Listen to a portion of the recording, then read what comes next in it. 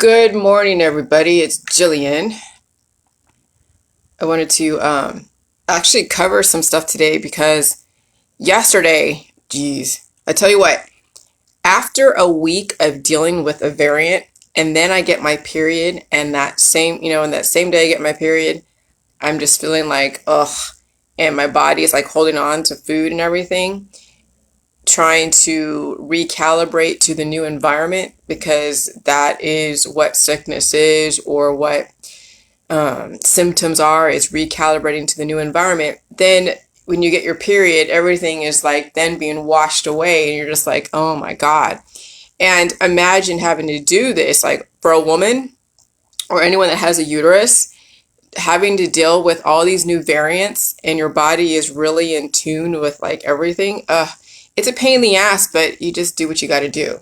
So anyways, so yesterday I went online in my group because I just wanted to just kind of verbalize things to put it out there in the universe. So that way it helps me remember stuff because I always involve the five senses when I am learning something new for myself. And I use my audience as a sounding board and as a reflection and as also an energy source, because Facebook is a major energy source and it's an energy source that we all have the ability to convert it to our benefit.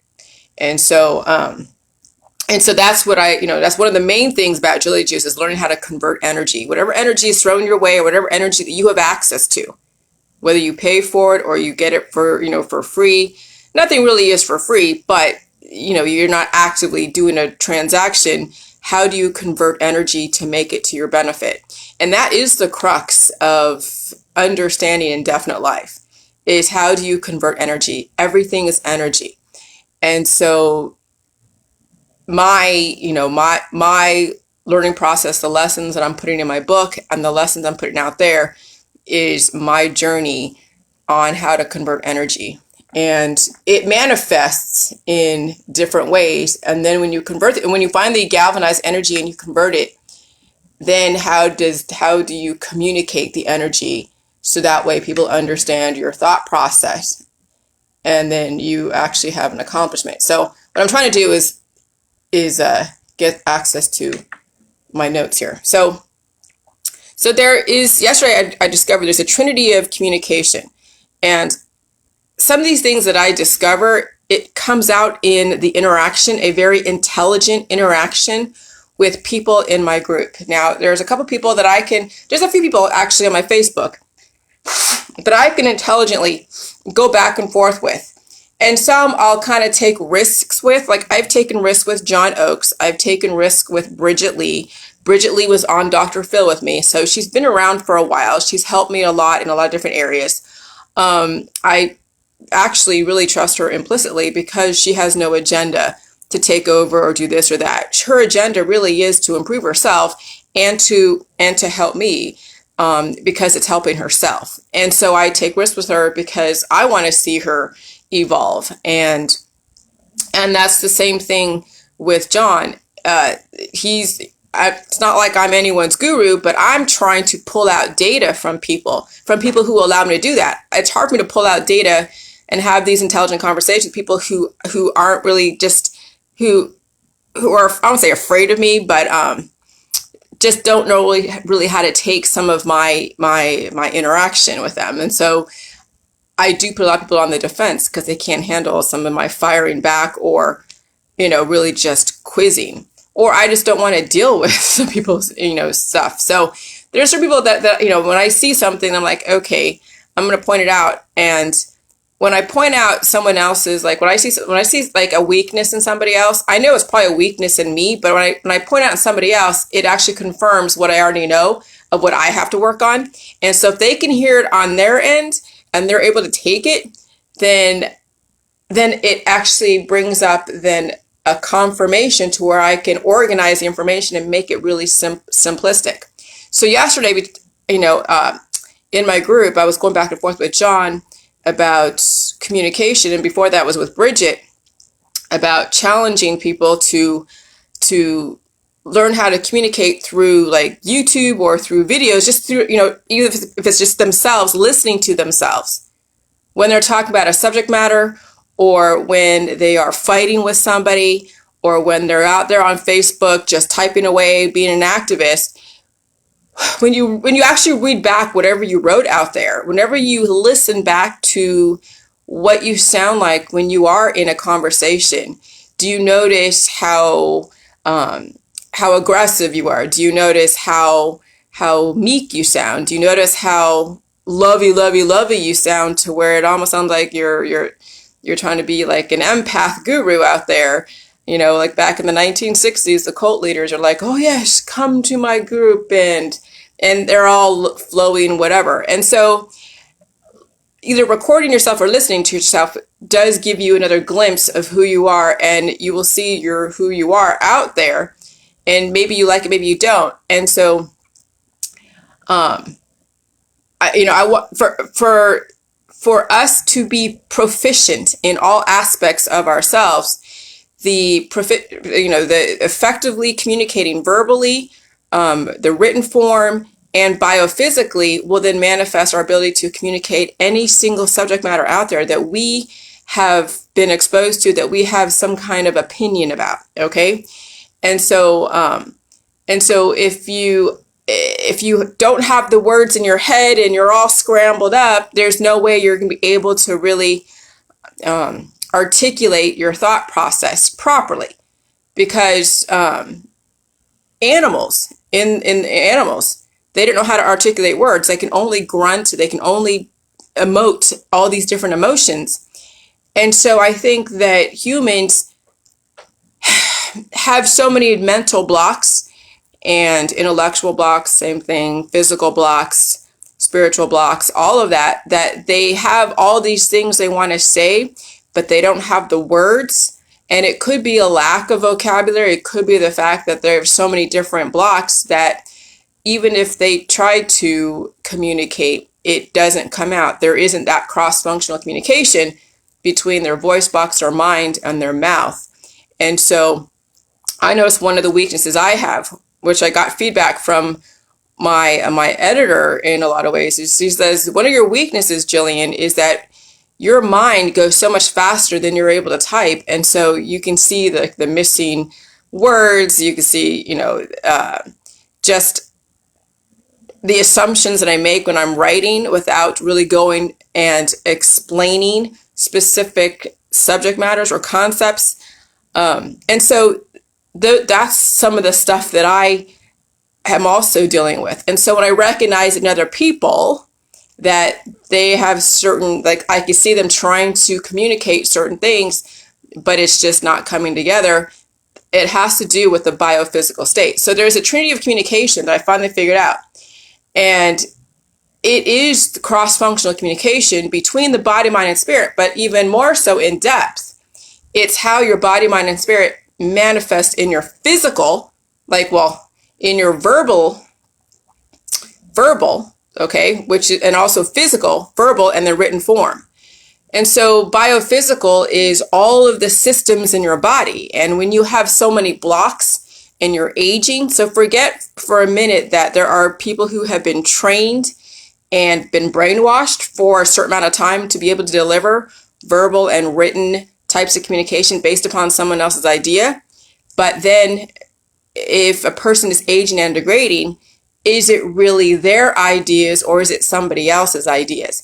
And so we have a lot of people, in my opinion, that are parroters of somebody else's ideas. They don't really have an original thought of their own because they have so many they have pineal blocks. They have, the 11, 12 different system blocks that how could you possibly have an original thought process if you don't even have access to the universe to guide you in a balanced way to then give you the gift of innovation of putting together words? What's an original thought is putting together words and creating in a whole new world. See, for a person to create a new society, you have to have the words to put on paper to then convey a message, an idea, a design, and then someone goes out and designs it. Where do you think these buildings came from? Somebody was able to articulate and communicate a dream, and that dream had to be put in a specific order. and words had to be used, mathematical equations had to be used, effective conveying of a process and a timeline had to be implemented. And so, invention and innovation comes from the ability to put together words, and words are alchemy and words are chemistry.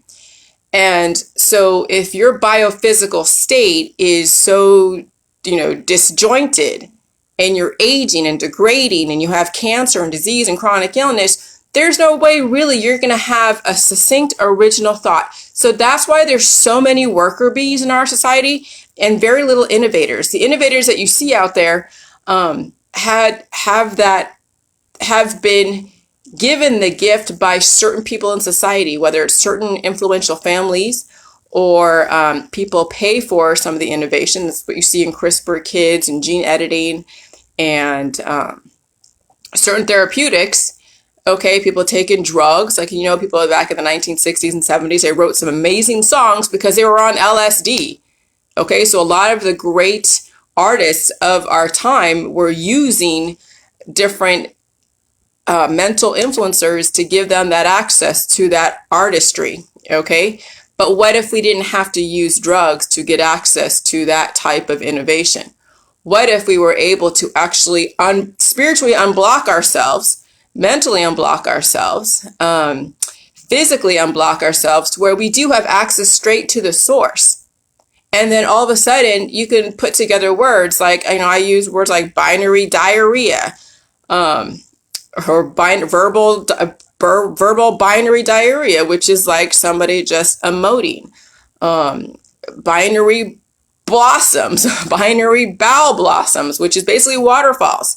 And so when you understand the connection between all different ideas and compartmentalized stuff, then you can start creating and inventing new worlds that can be substantiated. So I knew that immortality, I knew a long time ago, maybe a couple years ago, that immortality was what I was trying to convey to the world, but it had so much baggage and I had to find a substantiation, and I couldn't find a substantiation to immortality because it has a connotation that people like Ray Kurzweil and all the different transhumanists are using. And so there's that baggage there. So then I had to go to indefinite life because that didn't have as much baggage. But then when I switched to the Greek mythology, and which is actually actual Greek reality, then I knew I could use the word immortality because it's not Greek mythology. It is Greek reality.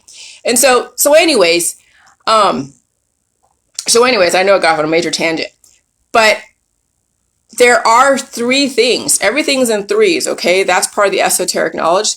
And so part of the effective proficient communication is the ability to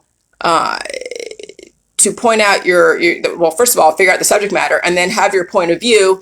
And then what are you trying to accomplish without trying to convert somebody else, without trying to attack somebody else. And you honor your competition without cannibalizing them. And that is what I see in the future. And I think that is even the World Economic Forum's point of view, is that we compete on a level playing field. And when you compete on a level playing field, it means that you have like no blocks in your body, that you're able to think of your ideas as well as take on someone else's idea. Okay. And be able to understand their concepts and their way of doing stuff, because most people are going to work for some other company, or they're going to invent their own company or have their own company, but it's still based upon the same concepts. And so how do you, first of all, gain customers and also gain employees and gain collaborations? Well, your ability to communicate is so paramount. And reading and understanding vocabulary and actually buying a dictionary and learning words and parts of speech is probably the most important thing to not only give yourself, but to give to your kids. And that was one of the things that I got lucky with, is the fact that my mom and my dad like to read a lot. They love to read, and we read more than we watched TV, which, okay. I mean, that I have a lot of complaints about my childhood. It wasn't like it was all bad, but it was very academic, like so academic that it was extreme. But then look where I'm at today. But could they have predicted this? I don't know. I don't know what exactly the intention was way back then. But when you do give somebody or when you do gear a child towards reading, towards comprehension, vocabulary, spelling, and all of that, understanding parts of speech, that and then also clearing their gut and their mind and their spirit so they're able to convey a message and have a voice. A lot of households are adult centered and some that are very kid centered, but the kid centered is all toys and video games and not really any books or reading or dictionaries. And then a lot of adult centered homes where kids can't even speak anything. And so kids are kind of left to figure out on their own who they're going to be. And then they have to go and search out the information on their own. And if they have a lot of predispositions, most likely they're going to be stopped somewhere and they're only going to go so far. And then they start reacting like everybody else out there, reacting to something that they have a perception of. Okay? And so I'm trying to make some of this information easier for people because there's so much. Let me tell you, when I have so much like stuff in my head, everything kind of comes out in some kind of like verbal diarrhea, and trying to organize it all in a way that makes sense. It does take, discipline, but it also takes a biochemical change. And it also takes, you listening to yourself. And that's what I've been doing is I record myself like these videos and then, trying to get all this stuff out. And then I listen back. And yes, sometimes when I do go off on a tangent or when I do start a thought but don't finish it, or when I do, get triggered, it's a little cringy. But that's part of the process, is to be okay with the fact that you're not going to always come off perfect. You're going to make mistakes. It's okay to take off your image, your face that you put out there to the world and be real. And so one of the challenges I put out there for people who are so concerned about their image is that in the world, like, I understand professionally you don't want to look other than whatever image you put out there. But part of the business process now with with companies that want to know who they're working with, they want to see the real person too. They want to see the person is real, that they have, that they are controlled, but they are going through an evolution. Because humans, for you to get to the next level, you got to go through an evolution. You have to understand why governments and people are doing what they're doing. If you can't understand the other side of the argument, then how are they going to be able to work with you and be able to convey information, but still remember that you still have a direction that you're going, and not to get in the way of that. But is there something that they can offer to strengthen your vision? And that's the thing, is how can we as communicators strengthen someone else's vision as well as strengthen our own vision without cannibalizing the other person? And that's one of the biggest things that I am working with and dealing with, because I do deal with so many people that don't like me or aren't completely following the protocol, and they're out there attacking the government, they're attacking Mark Zuckerberg, they're attacking each other. They're so acid in the way they communicate with their friends and family and on Facebook. And I know I've come off that way the last couple of years because I was going through an evolution. But I think in the future, it is about clearing your physical state to be able to then convey a very effective verbal communication, written communication. And then, that probably will come from reversing the aging process. And it's layers and layers and layers of evolution that you must go through. You don't just acquire this just like that. Some people can go and brainwash themselves, train themselves temporarily to be a great orator, to be a great writer, to convey somebody else's message. Maybe they have their own idea and they're able to convey it for a certain amount of time, but then the body starts glitching and then they're not as effective anymore. Or it really isn't who they are and it is somebody else's ideas, because, how many people in our society really are that innovative that weren't given some kind of biophysical, biochemical privilege. Okay? And that's why there are the haves and the have-nots. Even the ones that are biochemically privileged don't necessarily have it all together either. So they may be able to rise they may be able to rise up to a certain point, like you see in different socioeconomic areas and different cultures and ethnicities. But they haven't figured it all out. I mean, I came from Silicon Valley. Okay, I was raised in Silicon Valley, raised in a very predominantly higher socioeconomic area, and even they don't have it all figured out. Okay, because they're trained to innovate their system based upon somebody else's vision, and all they need is someone to just do the work. And if they do come upon something new, that it's already being worked, it's already under a patent or someone's company, and so any ideas that you have will be under an actual company's umbrella, and so they really couldn't go out on their own because that's proprietary information. All right, so to really be a true inventor, you have to be outside of any kind of company or any kind of compulsory education and work. And that's what I'm doing, because let me tell you, for someone to invent like immortality, they couldn't do it in academia. There's no way. You couldn't go outside those lines and limitations. And so you almost have to leave all these different institutions to actually have an independent thought process.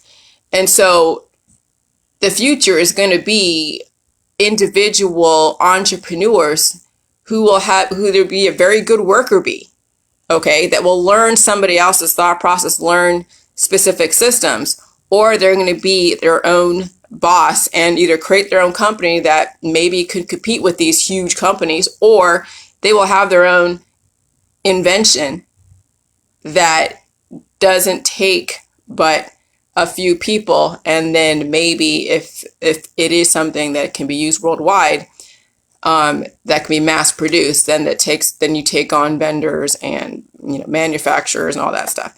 But that's the future. Right now we're dealing with 48 different industries and countless many companies that compete with each other, selling essentially the same thing.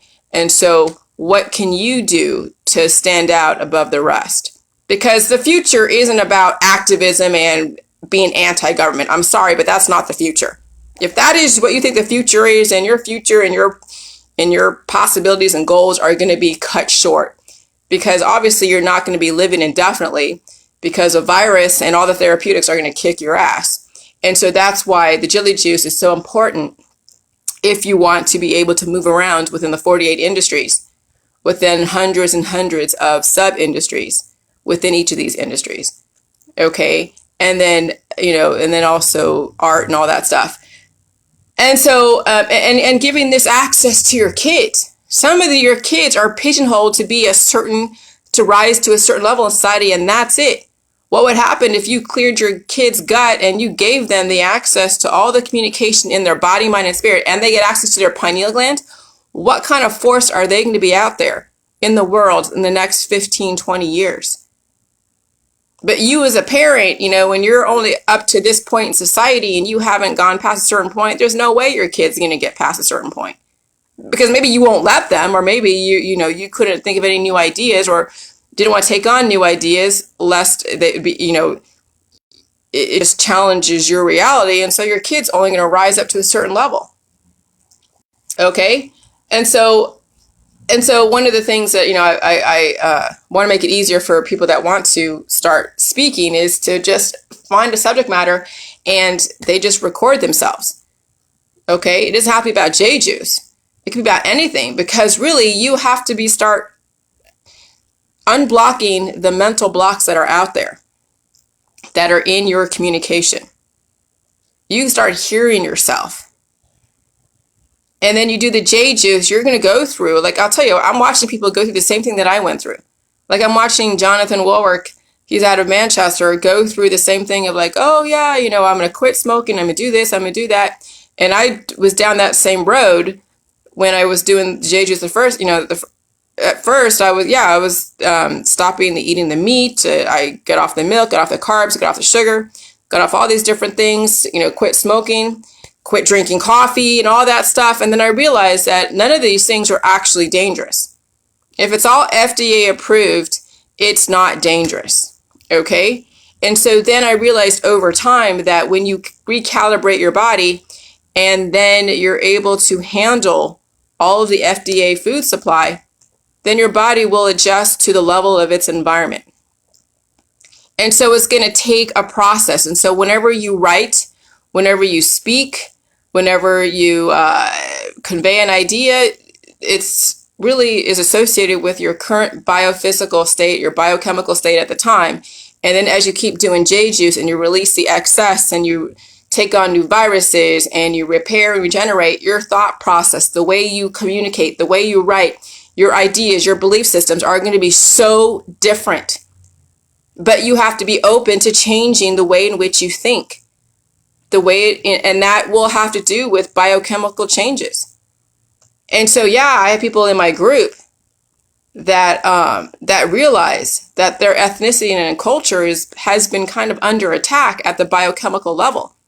And if you want your culture and you to survive this next world, you have to get your biophysical state completely proficient. And then once that is proficient, then guess what? The communication within your verbal and your written, ability is going to be so much easier. And then when you don't know a word or you don't understand a concept, you can go and Google it, and you have no fear of Googling anything. There's so many credible sources on the internet. You don't have to go to a college to gain information. You don't have to, I guess if you want to be certified in a specific job, yes. But if you have ideas about certain things, if you have stories, if you are a creative writer, if you are a gifted speaker, or if you want to convey a specific message, or you have an idea, but you haven't fully formed it yet, there are ways that you can gain, access, how to break into, different fields. I'm writing a book and I'm using different reference material from PubMed and other academic resources. Do I need to go to a college and go to their library and look up all their periodicals? No, everything is out there on the internet. It's open source information. But if you're so locked into activism, so locked into railing against someone or something or trying to attack or destroy, there's no hope for any construction of the future because you're out there to destroy. I'm trying to build and construct an amazing future for not only myself, but for all of you. But some of you are so dead set on destroying not only yourself, but also the people around you and your infrastructure. You realize that the internet and Facebook and Google and YouTube are mediums of communication that could really catapult you to the next level. All that crap that you hear about Jeffrey Epstein and all that stuff, get that out of your head. It's none of your business what goes on, out there in the tawdry underworld of people's proclivities. Okay? We all know everyone has done something, maybe not as aggressive as some of these things that are out there, but everybody has done something. Everybody has skeletons in their closet. Unless someone's doing something to you, it's none of your business what they do. Don't let what they may have done cloud your ability to see the good that they've also contributed to society. The fact that you have this medium of communication like Facebook, like YouTube, like email, like Google, that's the gratitude that I'm looking for to build a future. But if you're so dead set on destroying a person, place, or thing, you're probably not going to do Jilly Juice because you're not really into rebuilding. You're into destroying. And so that's the difference with the rest of the world out there that have issues or are just going to parrot what somebody else is doing or saying, like you see on TV and CNN and Fox. All they're doing is parroting. They really don't have an original thought process when you think about it. And so if you want to have an original thought process, the ability to clear your gut and have access to the actual source is going to be your pathway. Okay? And that means that you get off the activist train and you stop destroying people, places, and things. And you come from a point of rebuilding and construction and honoring people that have other ideas, that different ideas. Okay, so they want to get rid of certain words like, breastfeeding. It's called chest feeding. Who cares? Why does that bug people so much? What's wrong with saying chest? What's wrong with changing the way in which we speak so it's not so much of an identifying of a category because our world is changing? What's wrong with that? Is it really going to make a difference? Is it like a life or death issue? Is it really going to make a difference in your world, really, truly? Or is it just a fact that you just have to now use a different word? Well, you don't have to, but they're going to use it in mainstream society. It may be taught to your kids. Okay, fine. I learn new things every day. Jilly juice is so new. I still get trolls that angry face the crap out of my stuff because they can't take on change. Some of the people in my Jilly juice world take on the characteristics of the trolls who are actively going out and attacking people that they don't agree with or they believe the rumors about. And even if the rumors are true or not true, is it anyone else's business? If they're not in jail, indicted on all these charges, then leave it alone. Oh, but they're so privileged, they won't get indicted. Well, then it's none of your business. Look at what they have accomplished and look at what resources are putting out there for you to accomplish your stuff. And that's what I'm saying is don't make somebody else's business, private life, your business, because that's when people get off track.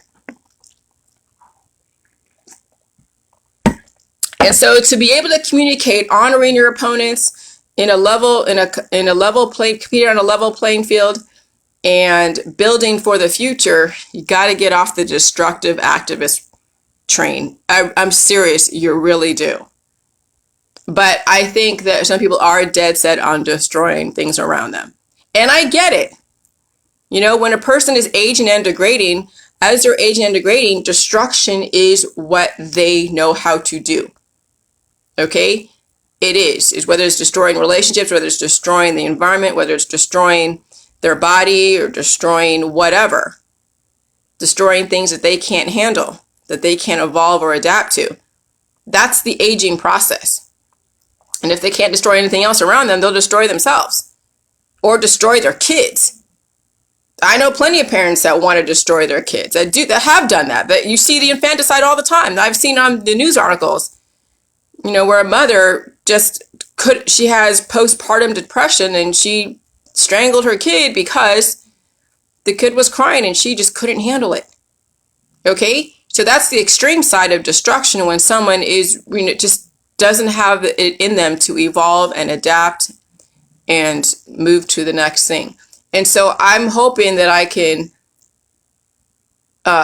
switch and redirect some of the energy that you guys are putting out there. So that way you can convey an idea, that you can feel like you have your own thought process, that you're not always being triggered and being manipulated by word alchemy and biophysical alchemy and the drugs and all the different things that are out there that are causing people to be so sensitive to topics, that if you did the Jilly juice and you dealt with your stuff and you found a way to channel your energy into creation, not destruction, wow, what a kind of world we could live in if our energy was geared towards creation, not destruction. And so even the privileged people in our society don't get that as well. So, don't rail on the privileged people, okay? Be a complete independent force that's able to still adapt to your well-functioning society. And, I think that we give you guys an avenue to channel your amazing energy. Because a lot of you have so much energy, but you're channeling it in such a way that's destroying. What if you took that energy and channeled it in a way that would be so amazing? Oh my God, what could you accomplish? How many certifications could you have? How many degrees could you have? And then and then when you you're done with school and now you want to go and think of ideas and think of things, then you start inventing. You're putting together a remote and you put in another remote and you're taping them together and you're creating like a being to the universe, and who the hell knows? I mean, there's so much opportunity and so much I don't know, ideas that you could do that your mind could go in so many different directions, and you're not just a drone. But we need drones too. So if you want to be a drone, you be the best drone in the world. You go to your job and you help out whoever it is, and you're so good at it, and you get your stuff done on time, and you're heads and shoulders above all your peers, and you never call in, well, you might call in sick because you're going to be evolving. And so, but you'll deal with that, and whatever, and it's you'll figure it out. But I'll tell you this, considering how many variants right now there are in the environment, I couldn't work for corporate America right now. I really couldn't, because sickness is evolution, but you have to support it correctly. And so I basically had like about a week where I dealt with this COVID. Now I could have drank the J juice and did some waterfalls, but who knows? It may have lessened the time, but I'm not on a time schedule. If you're one of those that work 9 to 5, like my husband who works like, 5 a.m. to like whenever, okay, you're going to have to do the J juice like really as you see yourself evolving when you get exposed to a variant, because do you have that time off? I have that flexibility because I work for myself, that I can take a week off and just watch Netflix and deal with my evolution. And then when I feel the need, because I feel like there's my intestines are kind of stopped up a little bit, I'll take a shot of J juice. This is after I reversed all my issues.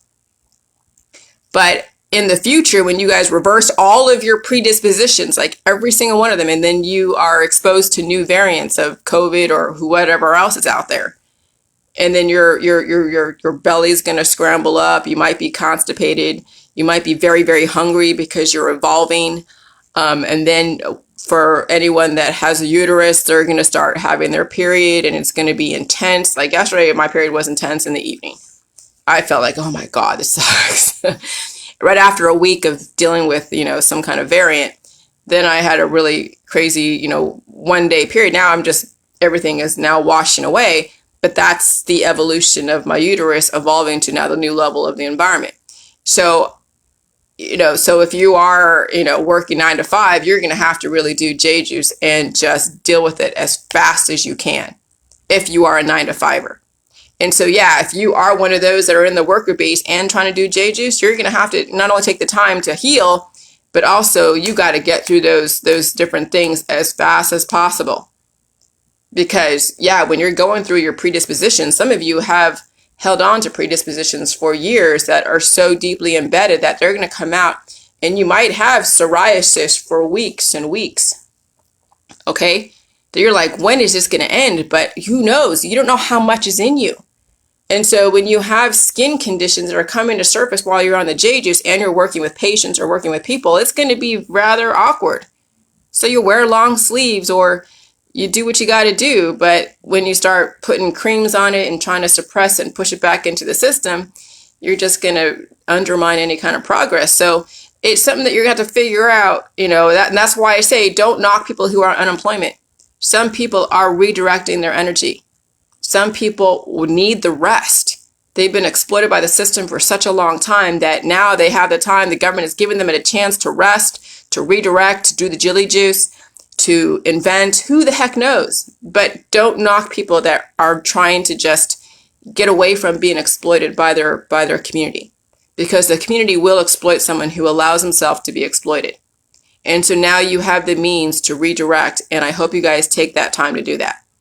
And one of the specific measurable results on the J juice is the ability to verbalize and communicate through the written form in such a succinct way that whatever idea you have, whatever dream you want to accomplish, whatever job you want, and whatever schooling you want to get into, you are going to be so good at it And then when you're living indefinitely in mortality, you can move around in different careers and you can do whatever the heck you want. There'll be nothing off limits. But some of you have been pigeonholed. Some of you have been told that you can only do this job or that job because of your biophysical limitations.